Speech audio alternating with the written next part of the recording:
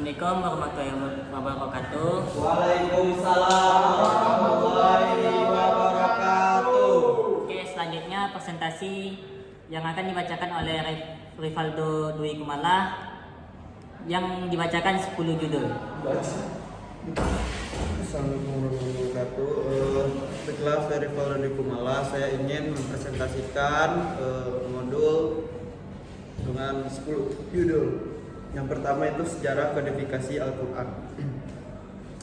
Al-Quran itu diturunkan selama 23 tahun secara bertahap. Proses pengumpulan berlangsung sejak zaman Nabi Muhammad SAW hingga para khalifah. Tujuan dari Al-Quran diturunkan secara berangsur-angsur adalah untuk menjaga keaslian dan kemurnian Al-Quran agar tetap terjaga sampai sekarang dengan cara menghafalkan dan menuliskannya seperti daun lontar ataupun batu ya. Kedua itu asbabun nuzul. Dan urgensinya dalam memahami makna Al-Quran. Secara bahasa berarti sebab turunnya. Syariat, dan sedangkan secara syariat ini sebab yang mengiringi turunnya ayat Al-Quran kepada Rasulullah SAW sebagai respons atas peristiwa atau pertanyaan. Nah, macam-macam dari asbabun nuzul ini yaitu yang pertama ada ta'adud al-asbab wa al-wahid.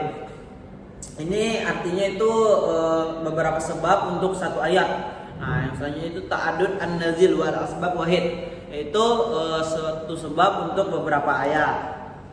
Selanjutnya itu Al-Quran sebagai sumber hukum. Yang pertama itu ada Al-Quran adalah sumber hukum paling otoritatif. Jadi Al-Quran ini adalah sumber hukum paling tinggi di antara sumber hukum yang lain di dalam Islam. Yang kedua ini menekankan kejujuran, keadilan, kasih sayang, penghormatan, hak. Yang ketiga itu sunnah melengkapi dan menjelaskan Al-Quran. Yang keempat metodologi tafsir penting untuk adaptasi zaman. Kelima itu tantangan modern. Sekularisasi, globalisasi. 6 itu membangun sistem hukum adaptif dan relevan. Selanjutnya itu ada konsep hukum Islam dalam Al-Quran. Prinsip hukum Islam adalah dasar yang melahirkan aturan-aturan hukum sekaligus menjadi jiwa dari sistem hukum itu sendiri. Prinsip ini tidak hanya berupa aturan normatif, tapi juga mengandung nilai etis dan spiritual yang menjadikan hukum Islam hidup, berkembang dan selalu relevan. Yang selanjutnya itu ada studi Al-Quran tentang etika dan moral. Etika di sini yang berarti itu pedoman bagaimana manusia bertindak, melibatkan aspek lahiriah dan batiniah. Dalam Quran itu kesadaran, moral, jiwa, kecenderungan berbuat baik. Bersumber dari Al-Quran dan As-Sunnah. Moral ini berasal dari kata Latin yaitu moralitas dan dalam bahasa Arab dikenal sebagai akhlak. Artinya ajaran tentang baik dan buruk dalam kehidupan manusia. Berasal dari agama, kodrat manusia, ada istiadat dan hukum. Konsep tauhid dalam Al-Quran. Itu selanjutnya konsep tauhid dalam Al-Quran ini merupakan satu konsep utama yang menjadi asas dan semua sudut pandangan dan seluruh aspek kehidupan muslim. Tauhid yang berasal dari kalimat Arab. Tauhid merupakan satu konsep yang melambangkan kepercayaan monoteisme. Dalam Islam yang percaya bahwa Tuhan itu hanya satu, tunggal. Tauhid adalah prinsip hukum umum hukum Islam. Prinsip ini menyatakan bahwa semua manusia ada di bawah satu ketetapan yang sama, yaitu ketetapan tauhid yang dinyatakan dalam kalimat la ilaha illallah, tidak ada Tuhan selain Allah. Konsep keadilan dalam perspektif Al-Quran.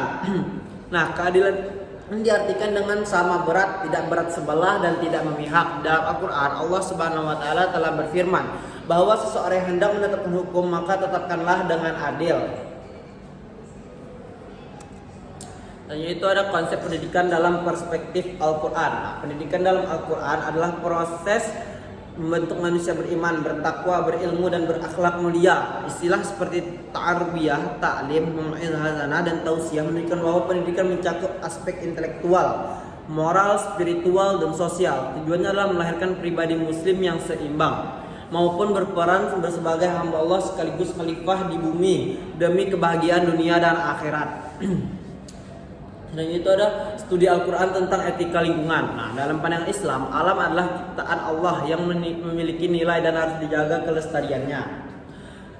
Manusia ditugaskan sebagai khalifah di bumi, bukan untuk merusak atau mengeksploitasi, melainkan untuk menjaga keseimbangan ekosistem. Namun kerusakan lingkungan yang kita saksikan saat ini adalah akibat dari keserakahan dan perilaku manusia yang hanya mementingkan kepentingan duniawi. Studi Al-Quran tentang etika berkomunikasi. Nah, pengertian etika berkomunikasi adalah aturan tentang perilaku manusia dalam menjaga lisannya dari ucapan-ucapan yang tidak berarti dan akan membawa kemudaratan baginya di dunia dan akhirat. Oke, terima kasih untuk Faldo yang sudah menyampaikan materinya. Selanjutnya sesi pertanyaan. Pertanyaan pertama itu Arya Lesmana. Kalinya pertanyaan kedua Nanda Resko.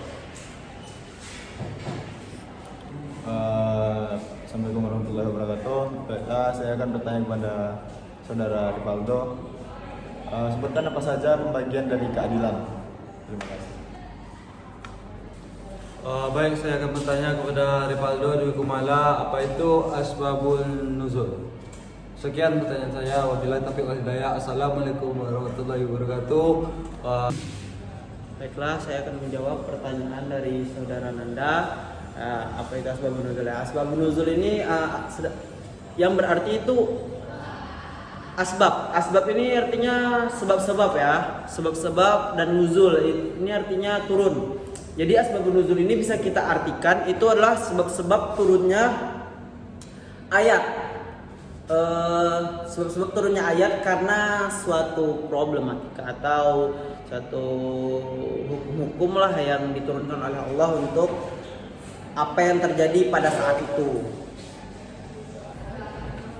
Baik, terima kasih yang sudah bertanya dan bagus sekali jawabannya. Baik, saya kembalikan ke ke presentasi untuk mengucapkan sepatah dua kata penutup. Baiklah, mungkin itu saja yang bisa saya sampaikan. Saya tutup kata dengan assalamualaikum warahmatullahi wabarakatuh.